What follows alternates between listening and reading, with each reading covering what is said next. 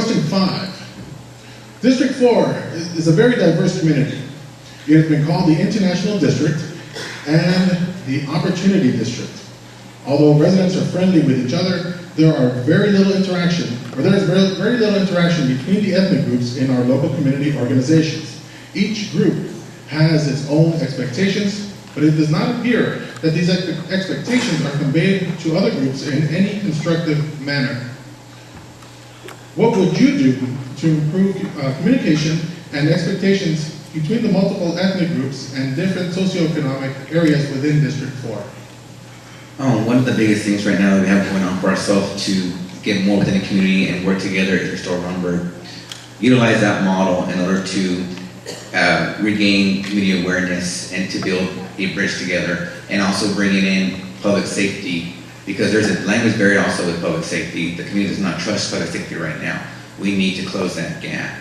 One of the things I keep telling people is, I vision District 4 where if police is driving down our neighborhood and we know them by name, they stop by and talk to us when they're driving around making their rounds.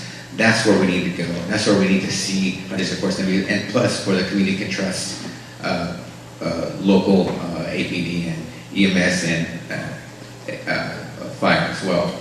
We also need to have more forums. If elected, I would like to have forums within certain areas of where each culture is located in order to provide fairness and giving them information what's going on within the city. If elected as well, I would have an office within the district in order for them to have easy access to me, instead of them going all the way down to City Hall. These are things I feel can be very accessible and new ways to break that barrier. But it's going to take more. It's going to take more community engagement within nonprofits as well within AISD, the city, and the county. We're all here together. We're all here to work together. We're all here to improve the city and District 4. For the first time, we have 10 districts, and we got to make sure we all do it together. When we were working on the North Austin Community Garden, we had a group of gardeners from Burma who wanted to get a membership, and we had a large language and cultural barrier. And our group reached out through the Sustainable Food Center to find someone not only to translate, but also to help us truly understand the cultural needs of that group so that they could enjoy their membership. And I've also worked with the Multicultural Refugee Coalition on some of the programs that they have going on with that group. I think when we talk about the international nature and the multicultural group that we have living in District 4, I think the biggest opportunity for us is to try and meet people in their spaces and communicate with them in the ways that they feel comfortable. And there are a lot of groups out there that are already interacting with these populations. Instead of saying, come and be a part of what we have, we need to reach out to these communities and try and connect with them on the ways in which they feel comfortable. And I think that's true not only on an ethnicity level, but just culturally. I've talked with the executive director of the Austin Independent Business Alliance, and in North Austin, we don't have a group there. And a big problem is the different groups, ethnic groups, cannot seem to find a way to find common ground. But I think we need to really reach out to these groups and make sure that we are one district and really harnessing the power of that district. So the last 4, a little bit over 4 years, that's what I've been doing, is working with individuals of different ethnicities, different backgrounds, different socioeconomic status, and bringing them and giving them a voice. I honestly don't need to go on a police ride-along to help my neighbors, because that's what I've been doing for the last 3 or 4 years. If I drive in by and see that a police officer has somebody pulled over, I will pull over and see if I can assist them. And I ran into a lot of those situations where they have a barrier because they can't communicate with the individual that they're about to arrest, and I don't want them to arrest them unless they've done a really heinous crime, because then if they go into incarceration, it just costs the taxpayers a lot more money. So I've worked repeatedly with people who are ex-offenders. A lot of ex-offenders come back into our community. Because of my work, I've run into them at HEB. I run into them at the park. And they're, hey, Mr. Bettis, how are you? So I run into these individuals and I want to help them overcome any of those barriers, work with homeless people, underemployed, people who lack education or training. And it's just bringing all those individuals and empowering them to have a voice in our community.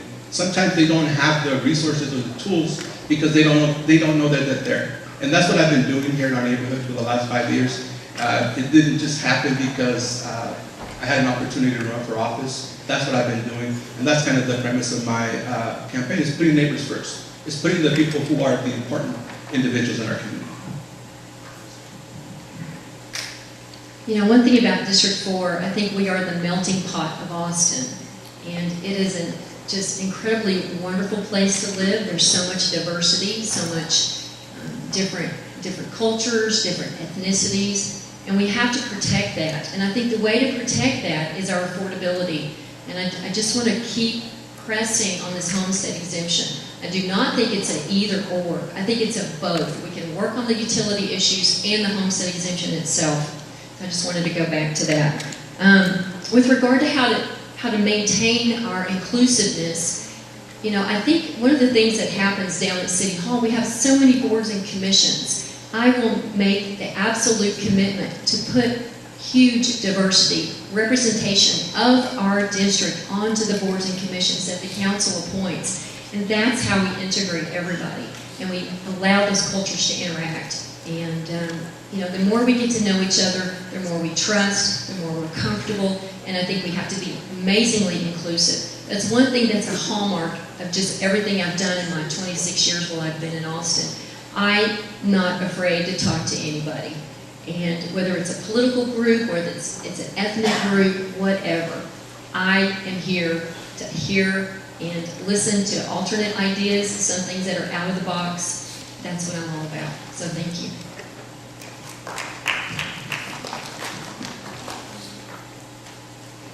So many of us here acknowledge that our area and our neighborhood has not gotten the attention that it needs and deserves. And the underlying reason for that, in my view and many folks that I've spoken with you, is a lack of political power and political voice.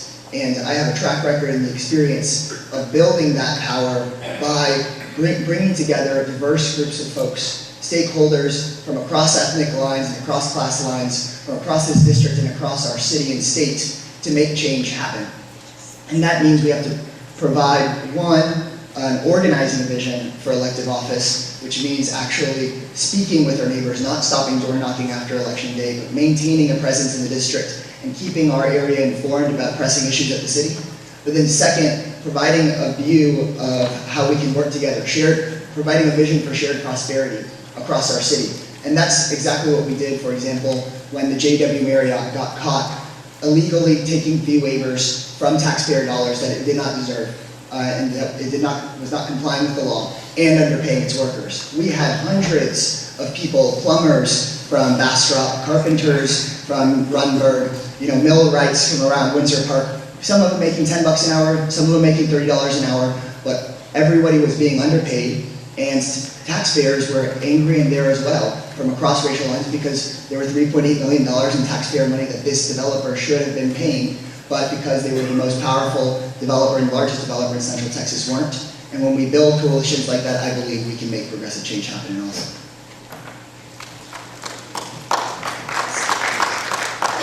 So as has been said more than once, District 4 is a multicultural tapestry that is very rich and varied, and no one person is going to physically embody all the ethnic groups and all the diversity of District 4. What's critical here is that we have somebody who is open and inclusive in District 4 and is able to build coalitions that include the broad array of voices that we have in District 4. I'd like to see us put together an advisory group that can help shape the priorities in District 4 and pull us together as a community. My philosophy of government, one that I've promoted throughout my nearly 2 decades working in government, is that of openness and inclusiveness in developing public policy. And beyond that, I think one of the reasons that District 4 gets labeled as not being very engaged is because we lack infrastructure. It's an area where we've lacked sidewalks and parks, and so it's hard for a community to feel connected when it's physically difficult to feel connected. And so I think the geographic representation, finally having somebody from our community who understands the needs of our community and helping to meet those needs will go a long way to helping our community feel more engaged and have be motivated to be more engaged. And I'd like to, beyond that, promote a sense of a culture of pride. I think we have a lot to be proud of in District 4. We're getting to know each other today. My time was up anyway. Okay, it's working now. Good to know, they'll cut you off, right? They'll cut me off. I'm going to start out reading directly because I haven't memorized what I submitted as my answer. Multiple ethnic groups and different socioeconomic areas. They're not socially, exclusive, mutually exclusive. Because we have people who fall in both groups, so I can't separate them. They're a whole human being. They're a whole community. You can't just drop them in one box or another. And they do have common ground. They have issues that are the same. The people I have spoken to as I've gone along my campaign trail, they're in District 4, but their concerns are not in this questionnaire because people weren't able to reach across to them because those people were on the other side of the digital divide, or there were language barriers. We need to find a way as a community to encourage the different social groups as well as the government. They need to remember, they need to step down from where they're at and go out to the community to where those people are at and work from there. There are many people who have concerns about housing, but they also have concerns about education and other issues that, like I said, they're just not in here. I've been pushing this issue across the board everywhere I go for several years because I've seen it happen. I know what it's like to be left out of the conversation, and I won't have that anymore. And so we need to make sure to reach across, and it doesn't have to be because you're paid to do it. You should be doing it because it's the right thing to do. We want a harmonious community, that cultural tapestry, not assimilation. We need everybody to have a voice.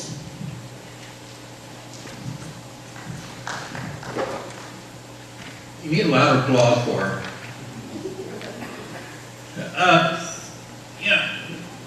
Communication is kind of surprising. I grew up in Galveston, and I went to school, and we had one high school, and we didn't have the problems that we have in District 4. Everybody talked to one another. We didn't care if you were rich, poor, black, white, green, with polka dots. We all got along. And I just went to my 40th class reunion, and I still have friends, and we still get along. But what I'm seeing is people who cannot communicate as well are shy. We have people at work who do not speak English as well as they should, working for a state government. And they will smile at you and shake your hand, but they will do this. And we try to get these people involved. What I'm talking about is we need to get probably at least 30-40% of the community in District 4 involved to get them to get their voice. I am proposing, as I have stated from day one, that I am going to have my office. I don't really want an office downtown in Taj Mahal. I want an office in District 4. If the rest of them want offices down at the Taj Mahal, remember Taj Mahal is a tomb. I want people to come to me, not to come downtown.